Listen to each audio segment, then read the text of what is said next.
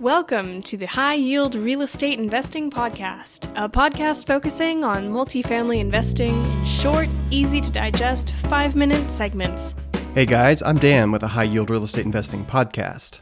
This is part 3 of a multi-part series designed to educate you on what to expect as a passive investor in a real estate syndication. In our last 2 episodes, we've covered who's qualified to invest in a syndication, how the returns are calculated, and what fees a syndicator may charge.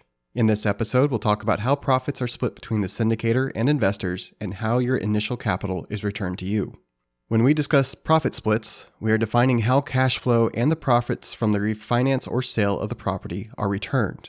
Before a capital event like a refinance or sale occurs, we only have profits from cash flow to split. Let's discuss a few common ways syndicators can split profits between themselves and their investors. There are as many ways to structure returns as there are companies offering these investments. But it's important that you, the investor, understand how they work before you give someone your money. The most common is a straight percentage split.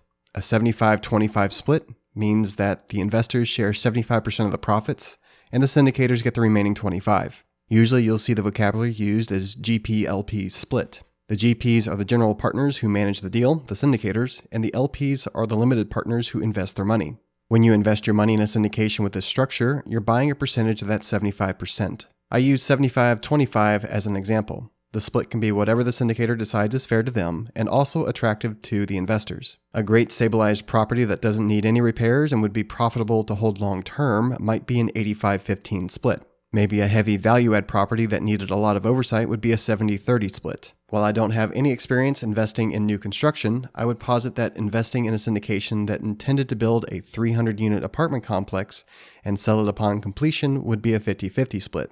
A construction project takes far more oversight and effort by the syndicator than the long-term stabilized deal. There's also the preferred return that can be given in addition to the GP-LP split. This is a guaranteed yearly return you'll make for the life of the investment. In multifamily syndications, an 8% preferred return is a common benchmark. Essentially, the syndicator is guaranteeing that you'll make 8% on your money each year. That money has to be paid to you first before the syndicator can take any profit for themselves. If investors have $1 million invested in the deal, then the first $80,000 in cash flow for the year goes to the investors. If there were $150,000 in cash flow for the year, then that first $80,000 goes to the investors, and the remaining $70,000 is split between the GPs and LPs, just like our previous example. But what if the property only returns 6% for the year? Well, the investors get that 6%, and the remaining 2% gets added onto the preferred return for the next year. The GPs get nothing. Some syndicators offer 2 or more tiers of investment in a single deal. Investors putting in larger sums of money might be offered a higher return than investors putting in the minimum. This higher return could be in the form of a higher preferred return or higher equity split with the GP. Or investors could be given a choice of a higher preferred return but limited in the amount of equity given when the property sells versus a lower preferred return of cash flow and a higher equity split upon sale. Or there could be a tier of investors that only gets a preferred return. If you invest over a certain amount, you get the preferred return and an equity split. Is it confusing? It's alright, it's okay.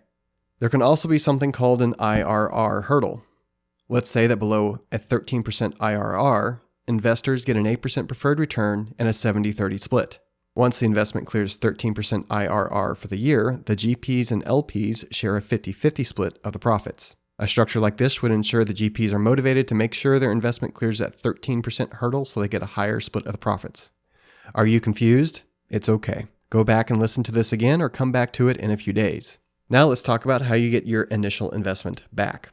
Some people with backgrounds in business assume that the cash flow you get from rents slowly recoups your initial investment. When the cumulative cash flow you receive equals your investment, any subsequent cash flow is your profit. But that's not how it works in real estate. Generally, you expect to realize a profit from cash flow first. Then, at the end of the investment, you get your initial capital back, plus any returns from the sale of the property. Here's another reason why investing your money in a syndication is low risk. When the property sells, most syndicators will make sure the investors get all of their money back before any profit split takes place. While loss of principal may be relatively common in the stock market and investing in businesses, it's more uncommon in real estate and can drive a syndicator out of business if it happens even once. So how would your returns be calculated if you invested in a syndication that has a 75-25 GP split? Take the gross income, subtract all the operating expenses, as well as the replacement reserves, and you get your returnable profit. This calculation is done for every period the syndicator said they would send out distributions. As an example, if a property made $100,000 in profit for the year, then the investors would get $75,000 of that $100,000. Let's say you invested $100,000 into a $1 million capital raise. Your slice of that $75,000 would be $7,500 since you contributed 10% to the capital raise.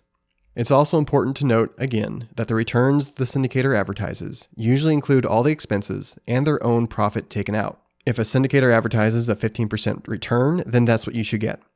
Also, if you think that a 25% cut of profit is high, then I would tell you to concentrate on what the return on and of your capital are. Those are the most important parts of the equation.